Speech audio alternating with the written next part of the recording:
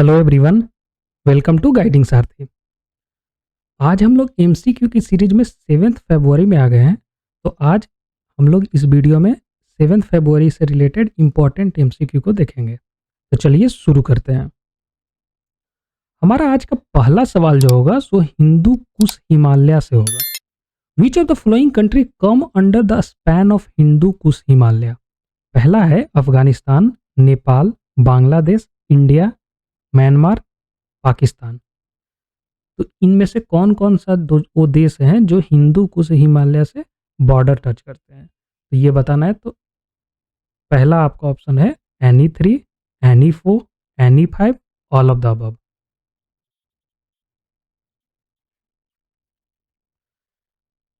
इसका सही जवाब जो है सो डी है, ऑल ऑफ द अबव। ये सारे जो देश हैं ये सभी देश हिंदू कुश हिमालय से बॉर्डर शेयर करते हैं।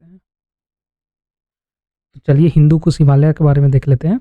अभी हुआ क्या कि साइंटिस्ट ने ये डिक्लेयर किया कि Hindu Kush Himalaya a biosphere on brink of collapse. जो हिंदू कुश हिमालय में जो बायोस्फीयर है, जो वहाँ का क्लाइमेट है, वो लगभग खत्म होने के कगार पे आया है। तो ये देख सकते हैं, ये 8 कंट्री से टच करता है: Afghanistan, Bangladesh, Bhutan, China, India, Myanmar, Nepal and Pakistan. तो ये 8 देश से मिल करके, अगर इससे इंपॉर्टेंट एक ऑर्गेनाइजेशन है the international centre for integrated mountain development, ICIMOD, international centre for integrated mountain development. ये इंटर गवर्नमेंटल ऑर्गेनाइजेशन है, ये 8 देश मिल करके इसको बनाए हैं। इस ऑर्गेनाइजेशन का कहना है कि जो हिंदू कुश हिमालय का बायोस्फीयर है वो लगभग खत्म होने के कगार पे है। ये जो ऑर्गेनाइजेशन है नेपाल में है, नेपाल देश में इसका ये ऑर्गेनाइजेशन है, और ये 8 देश मिल करके बनाए हैं। अगर हम इसका मैप देखें तो ये है पूरा एरिया हिंदू कुश हिमालय का, और इससे लगभग 12 नदियां निकलती हैं, इंपॉर्टेंट रिवर। गंगा, इंदस, इधर चाइना में देखिए येलो रिवर भी यहीं से निकलता है, सलीवन, मेकोंग रिवर जो एशियान कंट्रीज में जाती है, ब्रह्मपुत्रा, ये लगभग सारे, इरावती, ये जितने भी इम्पोर्टेंट रिवर हैं वो लगभग इसी हिंदू कुश हिमालय पे जो आइस है, बर्फ है, उसी से ओरिजिनेट करती हैं। तो अब ये बायोस्फीयर खत्म होने पे है, आइस मेल्ट डाउन हो रहा है, तो ये प्रॉब्लम क्रिएट करेगा। तो इसलिए ये अभी न्यूज में है। अब चलते हैं नेक्स्ट क्वेश्चन पे। क्वेश्चन नंबर 2 जो है सर आर्टिकल 44 से है। Article 44 of the Indian constitution deal with, A option definition of state, B organization of village panchayat, right to work, या D option uniform civil code.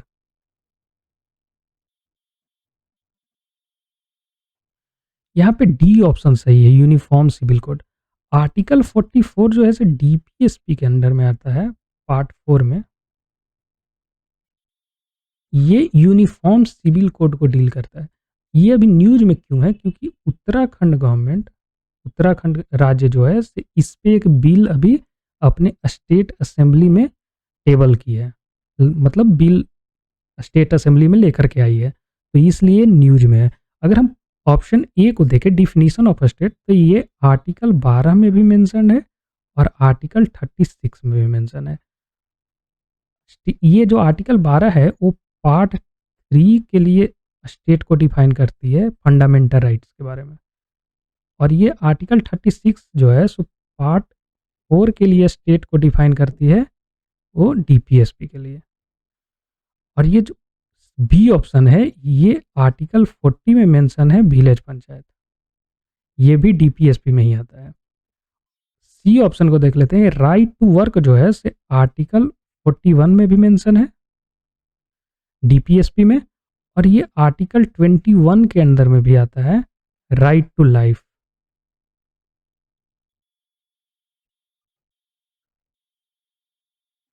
ये आर्टिकल 21 जो fundamental right है उसके under में भी आता है। और आर्टिकल 19G जो है, जो बोलता है कि टू प्रैक्टिस एनी प्रोफेशन, कोई भी प्रोफेशन करने का हमें अधिकार है, या ऑक्यूपेशन ट्रेड और बिजनेस, तो ये आर्टिकल 9G के अंडर में भी कवर होता है, राइट टू वर्क। और यूनिफॉर्म सिविल कोड आर्टिकल 44 में आता है। चलिए यूनिफॉर्म सिविल कोड के बारे में देख लेते हैं। यूनिफॉर्म सिविल कोड जो है UCC provide a one law for the entire country, one law for entire country across all religion community in their personal matters such as marriage, divorce, inheritance, adoption, etc. अभी ये जो कई एक religion का different है marriage rules, तो उसको सारे को एकीकरण ये करेगा यूनिफॉर्म सिविल कोड। तो द आर्टिकल 44 को हम लोग देख लेते हैं कि कॉन्स्टिट्यूशन में क्या कैसे मेंशन है।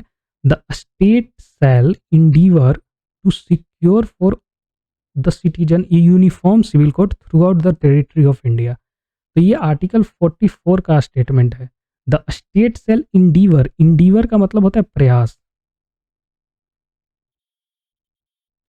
स्टेट प्रयास करेगा कि हर सिटीजन को ये सिक्योर किया जाए uniform civil code throughout the territory of India.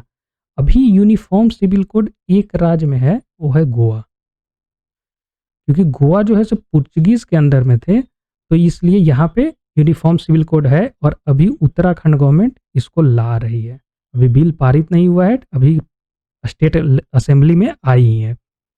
इसका काम क्या है, ये इन्फोर्स करेगा legal framework to all citizen irrespective of their religion, ये इसका एम है।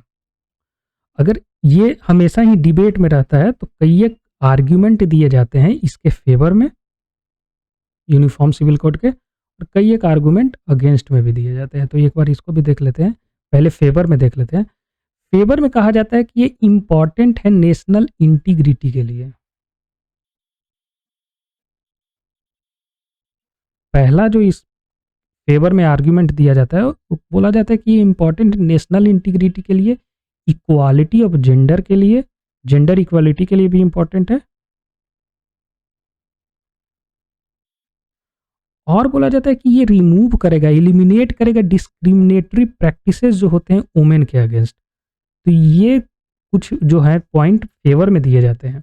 अगर अगेंस्ट की बात करें, तो ये बोलता है कि रिलीजियस फ्रीडम जो हमारे फंडामेंटल राइट है उसके वायलेशन है। और सेकंड जो है, तो इंडिया बहुत ही डाइवर्स कंट्री है, डाइवर्सिटी को ये हार्म करेगा। इंडिया जो डाइवर्स कंट्री है उसको ये नुकसान करेगा, क्योंकि अगर हम देखें शेड्यूल 8 में लगभग ऑफिशियल 22 लैंग्वेज है, और डायलेक्ट्स हम देखें तो 398। तो ये कॉन्स्टिट्यूशन में मेंशन है। वैसे ही इंडिया में कई एक लैंग्वेज बोले जाते हैं, तो इंडिया का जो डाइवर्सिटी है उसको एक एकीकरण से प्रॉब्लम होगा, तो ये डाइवर्सिटी को हैम्पर करेगा। तो ये कुछ आर्ग्यूमेंट अगेंस्ट में दिए जाते हैं, तो इसको ध्यान रखिएगा। चलते हैं नेक्स्ट क्वेश्चन पे, जो हमारा थर्ड क्वेश्चन है। Question number 3, consider the flowing statement about Munda rebellion. पहला स्टेटमेंट है, it was led by Birsa Munda in 1899 to 1900। Second, it took place in north Ranchi region. Third statement है, the cause of the Munda revolt was the unfair land grabbing practices by colonial and local authorities. तो इन तीनों statement में से कौन कौन सा statement सही है ये बताना है। A option only 1 and 2, B only 1 and 3, C only 2 and 3, and D all of the above. यहाँ पे बी ऑप्शन सही है, 1 एंड 3, क्योंकि यहाँ सेकेंड स्टेटमेंट में नॉर्थ है, ये नॉर्थ में नहीं साउथ ऑफ रांची में हुआ था, तो यहाँ पे सेकेंड स्टेटमेंट गलत है। अगर हम मुंडा रिवोल्ट के बारे में, बिरसा मुंडा के बारे में देखें, तो इनका जन्म जो है नवंबर 15 को हुआ था। ये birth anniversary of Birsa Munda को डिक्लेयर कर दिया है जनजातीय गौरव दिवस के रूप में 2021 में। सेंट्रल गवर्नमेंट के द्वारा नवंबर 15 को जनजातीय गौरव दिवस के रूप में मनाया जाता है। Birsa Munda is known to have mobilize the tribal community against British and led Munda uprising. Munda revolt को ही मुंडा अपराइजिंग कहते हैं। ये 1899 से 1900 तक ये रिवोल्ट को इन्होंने लीड किया था, और इस रिवोल्ट को और भी दूसरे नाम से जानते हैं, ये उलुगान। इसको उलगान रिवोल्ट भी बोलते हैं, और एक नाम है और द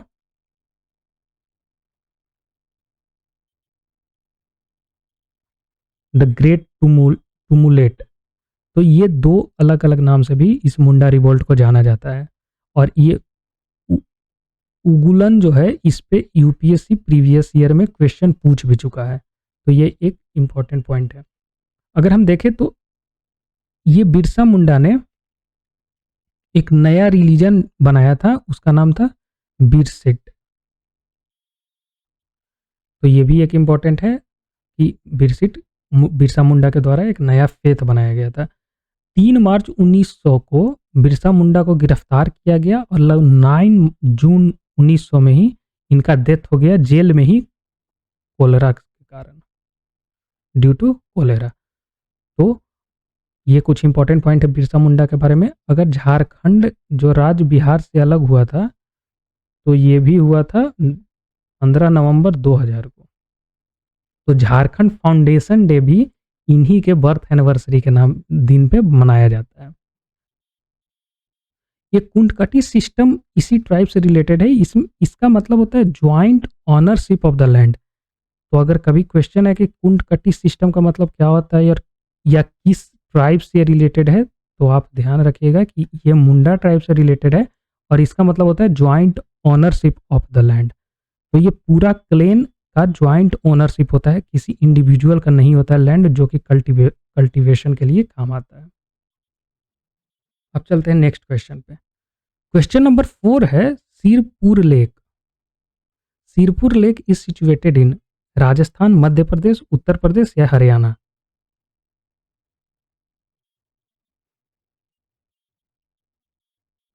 तो यहाँ पे सही जवाब बी, मध्य प्रदेश है। ये सिरपुर लेक जो है इसे मध्य प्रदेश में है और ये एक रामसर साइट भी है,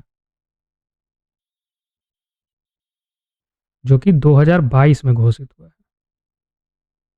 ये रामसर साइट है और ये अभी न्यूज में इसलिए है क्योंकि जो 2 फरवरी को world Ramsar site day, world wetland day जो मनाया गया, वो यहीं पे मनाया गया था, इंडिया में, सिरपुर लेक, मध्य प्रदेश में। और अगर हम वर्ल्ड वेटलैंड डे का थीम की बात करें, तो इसका थीम है इस साल का 2024 का वेटलैंड एंड ह्यूमन वेलबींग।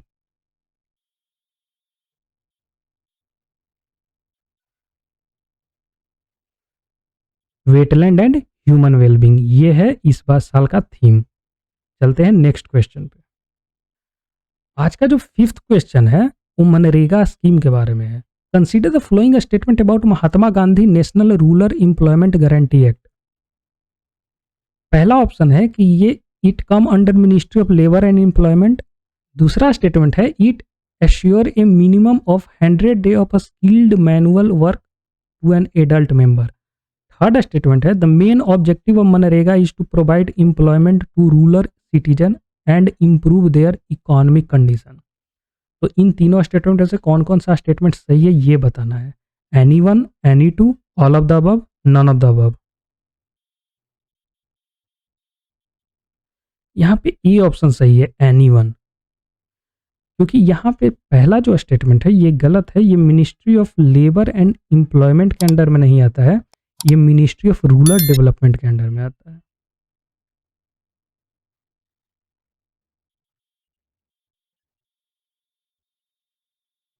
तो ये मिनिस्ट्री ऑफ रूरल डेवलपमेंट के अंडर में आता है। अगर हम सेकंड क्वेश्चन देखें तो ये एश्योर करता है 100 डे वर्क, लेकिन यहाँ पे स्किल्ड नहीं होगा, अनस्किल्ड। ये अनस्किल्ड मैनुअल वर्क को 100 डे के लिए एश्योर करता है। तो यहाँ पे ये सेकंड स्टेटमेंट भी गलत हो गया और ये थर्ड स्टेटमेंट सही है, तो केवल ये ऑप्शन सही हो जाएगा। अगर हम इसके बारे में और देख लें तो ये 2005 में ये एक्ट बनाया गया था, the Mahatma Gandhi national rural employment guarantee act. ये 2005 में लाया गया था और ये एक तरह से लीगल गारंटी देता है 100 डे का एम्प्लॉयमेंट का इन एवरी फाइनेंशियल ईयर। हर साल ये लगभग 100 दिन का एम्प्लॉयमेंट का गारंटी देता है। और अगर हम देखें तो ये rural household willing to do public work related unskilled manual work, ये देखिए at a statutory minimum wages, अगर मिनिमम वेज पे 100 डे का ये गारंटी देता है। अगर इसका और भी फीचर्स देखें तो ये इसमें लगभग 1/3 वुमेन होने चाहिए। अगर 100 लोगों को रोजगार मिले तो उसमें कम से कम 33 33 एटलीस्ट वुमेन होने चाहिए। इसका मेन ऑब्जेक्टिव जो है सो प्रोवाइड करना है एम्प्लॉयमेंट टू रूरल सिटीजन को एम्प्लॉयमेंट प्रोवाइड करना इसका मेन ऑब्जेक्टिव है। इसका एलिजिबिलिटी के लिए आप सिटीजन ऑफ इंडिया, अगर इसकी एलिजिबिलिटी की बात करें, इस स्कीम को का बेनिफिट बनाने के लिए आप 18 ईयर से अबव होने चाहिए और रूरल हाउस होल्ड से होने चाहिए।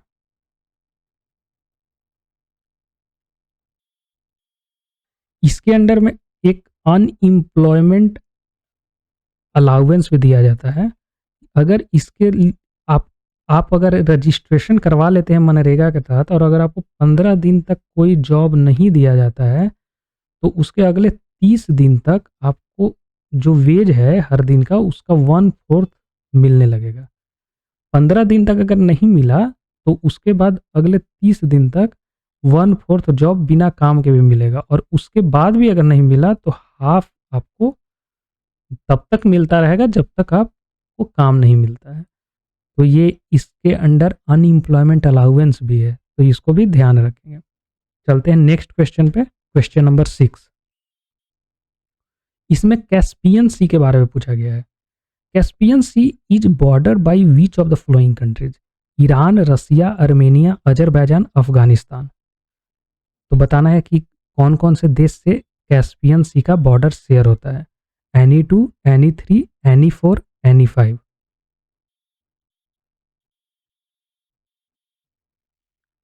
इसका सही जवाब है NE3। Iran, Russia and Azerbaijan, यहाँ पे ये 3 देश हैं जिससे कैस्पियन सी का बॉर्डर शेयर होता है। और 2 देश और हैं, टोटल 5 देश हैं। तो ये है तुर्कमेनिस्तान एंड कजाकिस्तान। ये 5 देश है जिससे कैस्पियन सी का बॉर्डर शेयर होता है। Iran, Russia, Azerbaijan, Turkmenistan and Kazakhstan. तो देख लेते हैं, ये है कैस्पियन सी। ये देखिए, ये कजाकिस्तान के साथ बॉर्डर शेयर करता है, तुर्कमेनिस्तान के साथ बॉर्डर शेयर करता है, यहाँ पे रसिया के साथ बॉर्डर शेयर करता है, अजरबैजान के पास।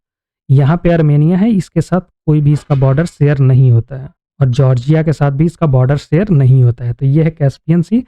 अगर इसमें ड्रेन करने वाले रिवर को देख ले तो ये है वोल्गा रिवर जो रसिया से आती है, ये कैस्पियन सी में ड्रेन करती है। ये उराल रिवर है जो कजाकिस्तान के साइड से आती है, ये भी यही कैस्पियन सी में ही ड्रेन करती है। और एक और यहाँ पे इंपॉर्टेंट रिवर है कूरा, ये कूरा रिवर भी कैस्पियन सी में ही ड्रेन करती है। तो ये कुछ इंपॉर्टेंट नदियां हैं जो कैस्पियन सी में ड्रेन करती है। अगर हम कैस्पियन सी के बारे में देखें तो ये अर्थ का largest inland body of water है। ये earth largest inland body of water है सरफेस एरिया के अनुसार।